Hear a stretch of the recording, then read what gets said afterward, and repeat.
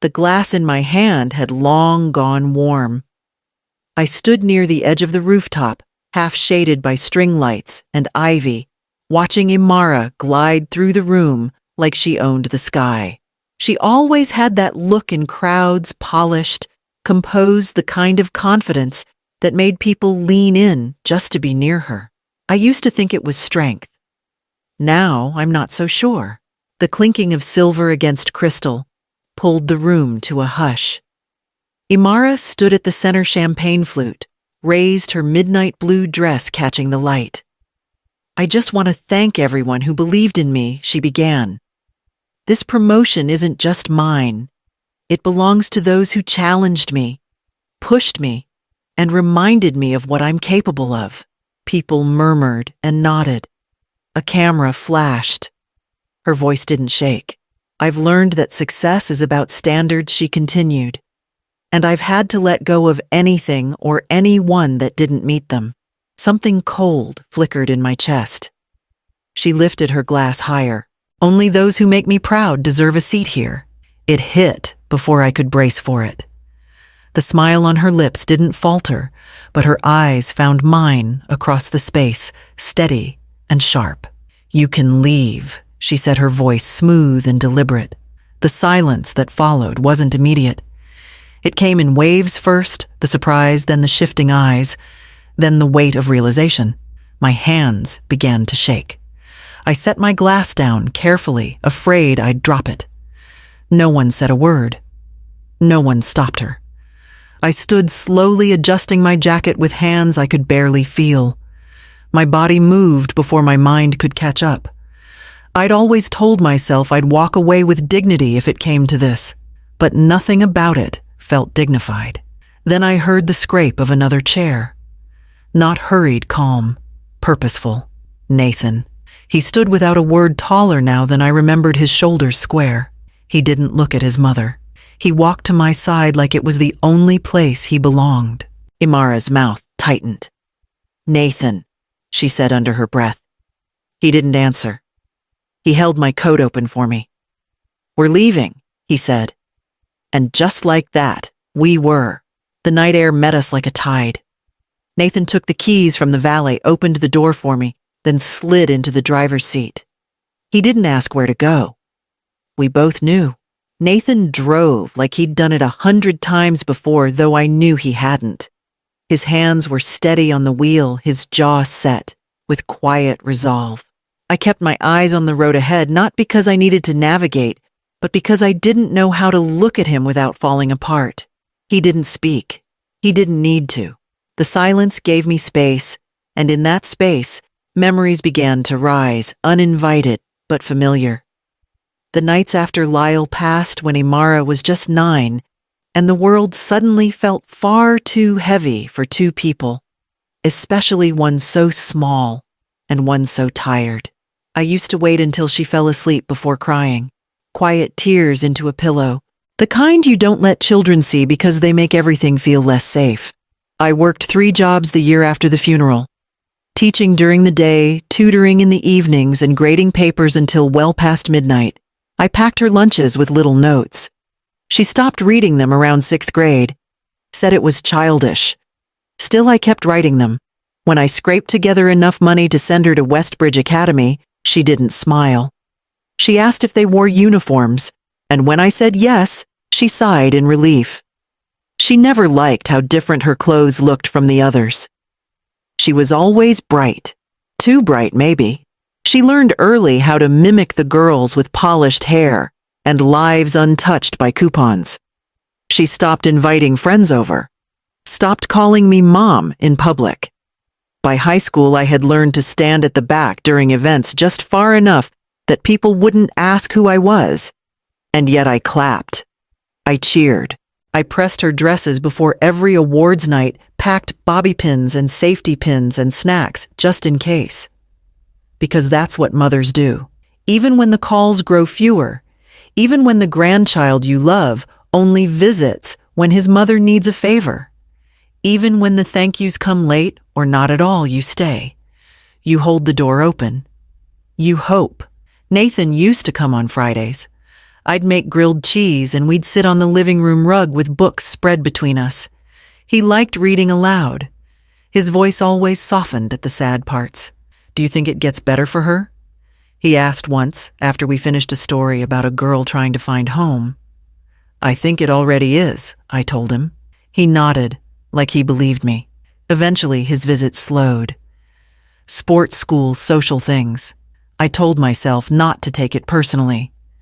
And when Imara started forgetting birthdays, skipping holidays, and sending messages through assistants, I told myself she was just busy.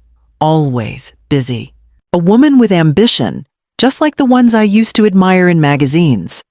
But even now, sitting next to her son in the dark, I wondered how long I had been pretending not to know that my daughter had left the room a long time ago. Nathan pulled into my driveway and put the car in park. He didn't look at me. I saw everything he said. And in that moment, I realized I hadn't been invisible after all. The room had gone so still, I could hear the soft clink of someone setting their glass down too hard. I hadn't realized how loud silence could be until it wrapped around me like a second skin, stiff and suffocating. I didn't look at Imara. I didn't need to. Her voice still echoed in my ears. "You can leave."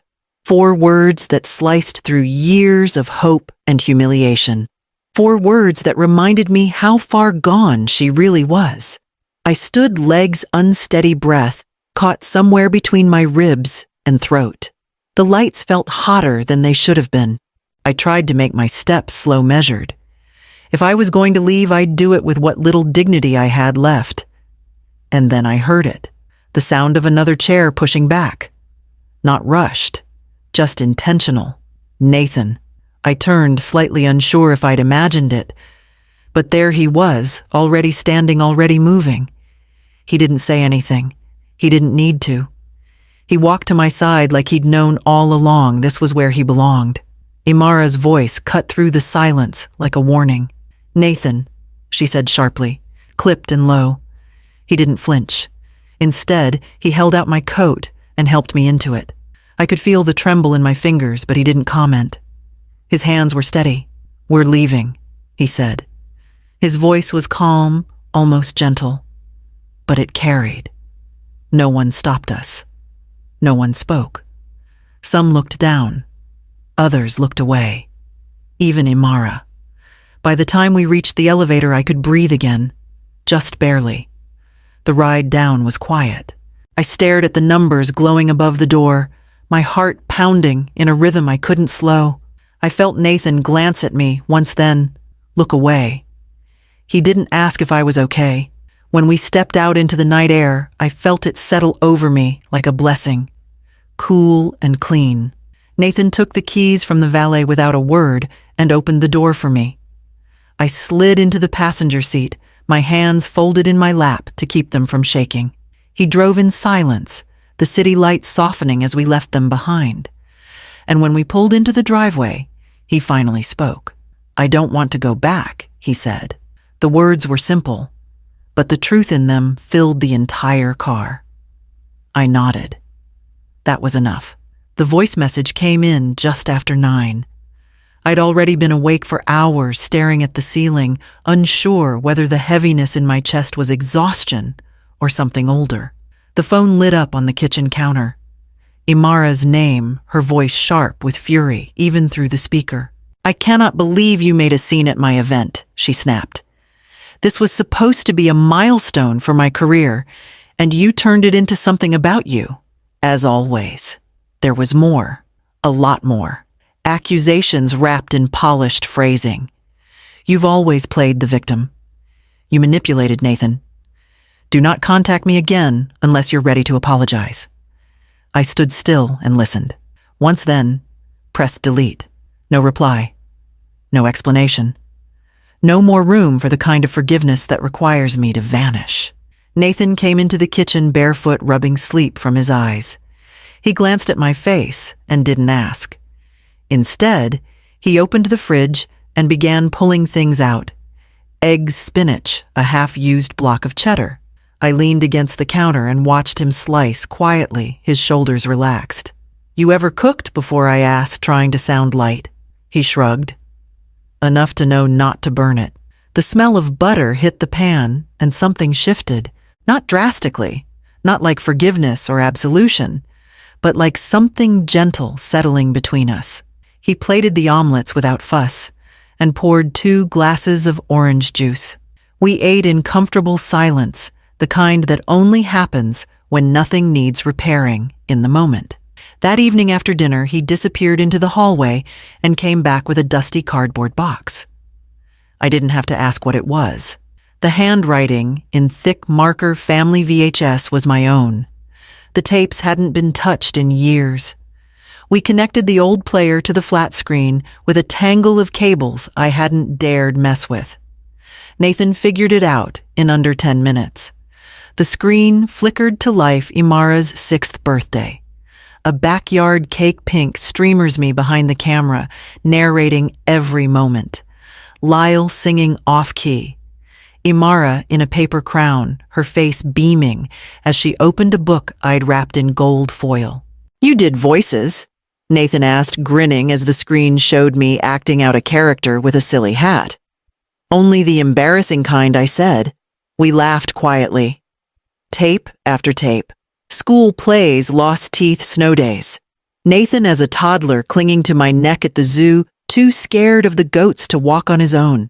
Imara's first piano recital, the 2 of them building a blanket fort that collapsed in under a minute. Somewhere around the 3rd tape, he paused the video and looked over at me. "You were always there," he said, "even when she pretended you weren't." I swallowed the lump in my throat. My hand rested on his for a long time. "I want to be here now," he added. The tape continued to play behind us, the voices of our past echoing softly through the room, as if reminding us that not all memories were heavy. Some were just waiting to be held again. I didn't know about the post until someone from my old book club forwarded it to me with a short message. "Is this your Nathan?" He hadn't said a word the night before. We'd watched the last of the home videos, finished the leftover stew from the freezer, and gone to bed in the same quiet rhythm that had begun to feel strangely natural. But sometime after I'd gone to sleep, he sat down at my desk, opened his laptop, and wrote something I never expected. It wasn't long, maybe 400 words, but it moved through the internet like a river spilling past its banks. A photo of the 2 of us at the zoo, me crouched next to him, with my arms around his waist, our cheeks pressed together, both of us grinning with popsicle-stained mouths. And beneath it, his voice. "My grandmother taught me how to read before kindergarten. She didn't do it with flashcards or apps. She just read to me every night until the sounds made sense and the stories stuck. She hummed when I couldn't sleep. She made food from scratch even when she was tired. She never asked for attention, only for kindness." He went on to talk about how he used to draw at my kitchen table, how I kept every single sketch, even when they were smudged and forgotten. How I clapped when he played one note right on the piano. How I never once told him to be more like anyone else. The last line was the one that caught in my throat. "She is the reason I know how to love gently. She is the reason I know what being seen feels like." It was shared by an author I used to proofread for, then by a poetry journal, then by a teachers' union account.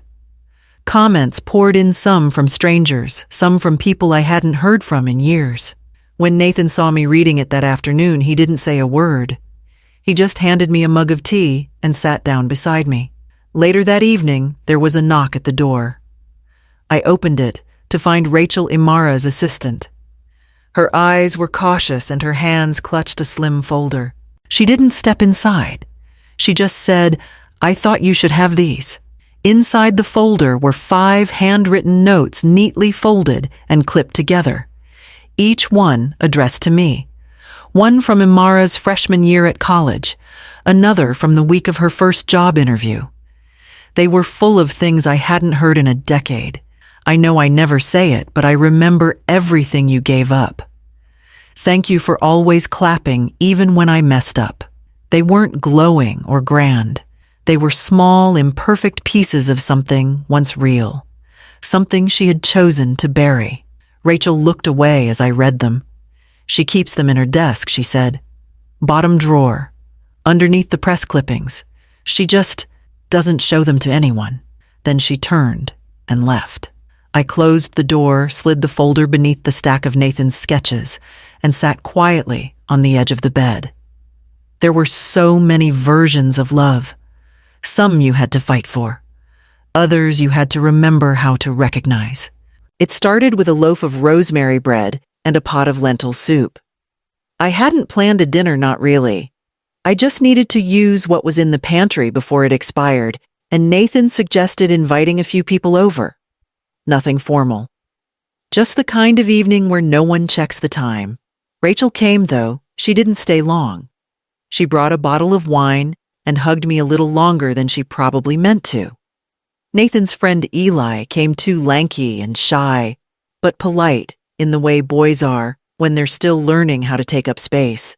And then there was Marla, one of my former students, now 28, who brought her own daughter and the news that she was applying for grad school. We ate in the kitchen, elbow to elbow, around the old oak table Lyle had refinished the summer before he got sick. The soup disappeared faster than I expected. Someone brought brownies. Someone else made a salad that no one touched, but politely complimented. It wasn't glamorous. It wasn't catered, but it was full of warmth, of easy laughter, of that rare stillness that comes when nobody's trying too hard. Nathan sat across from me, listening more than speaking, but smiling in a way I hadn't seen in months, maybe years. When the meal slowed and plates scraped empty, he stood up quietly and tapped his spoon against a glass. "I just want to say something," he said, glancing around the room. "This isn't the fanciest place I've ever eaten, but it's the first time in a long time I've felt like I didn't have to be anything to belong." He looked at me then. Not shy, not performative, just sure. "To my grandmother," he said, lifting his glass. "The only person who ever let me exist without needing to impress her." The others raised their glasses, even Eli, who hadn't said more than 20 words all evening. We clinked and sipped. No speeches followed.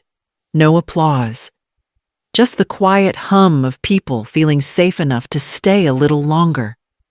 I began clearing the plates without saying a word, stacking them gently as the conversation flowed back in. And as I reached for the last glass, Nathan was already beside me with the sponge. The message came just before midnight. A single text lit against the dark screen. "Do what you want, but don't contact me again." No greeting. No punctuation beyond the period at the end. No apology. No acknowledgement of what had happened. Just finality, wrapped in defensiveness, like she thought she was protecting herself from something I'd never actually threatened. I stared at it longer than I meant to. My thumb hovered over the reply icon, out of habit, not intention. There was nothing left to say.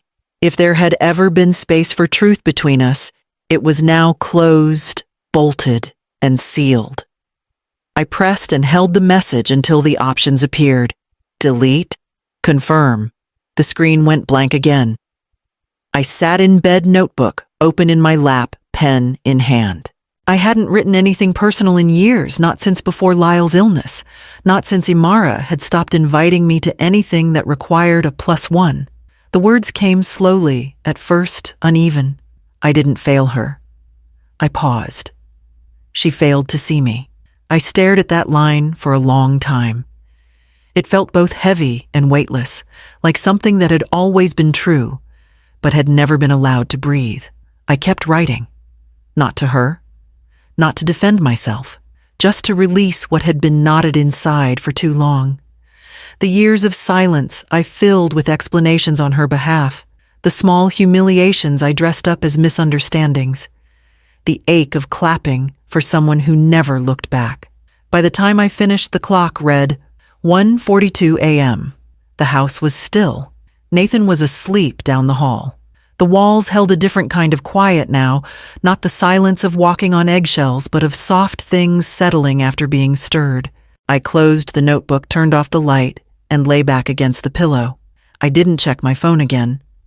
There was nothing waiting that I hadn't already heard. In the morning, the sky was overcast, but the air smelled like early spring. Nathan had already made coffee. He didn't ask about the text. He didn't need to.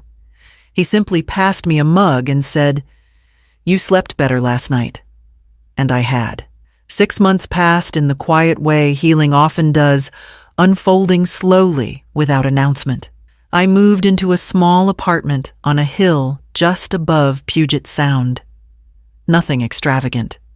Just enough space for the books I couldn't part with, a kitchen that caught the morning light, and a balcony where I could sit with a cup of tea and watch the water breathe. Most days, I walked to the nonprofit library where I volunteered twice a week. I read aloud to children who didn't mind that I mixed up voices or lost my place. I shelved returned books and ran my fingers along the spines like I used to do when Imara was little, and everything felt possible. Nathan visited on Sundays. He brought groceries or asked me to critique his sketches. He'd started drawing people again, real ones. His lines had softened. So had he. Imara didn't reach out. Not on my birthday. Not after the post about me had made its way into a printed journal. Not when the local news ran a segment on the library's expansion and used my name. Silence from her was no longer sharp. It was just absence. And absence, I was learning, was something I could live with. That morning, I sat on the balcony with my second cup of chamomile. The water below shifted with the breeze gulls cutting the sky in slow arcs.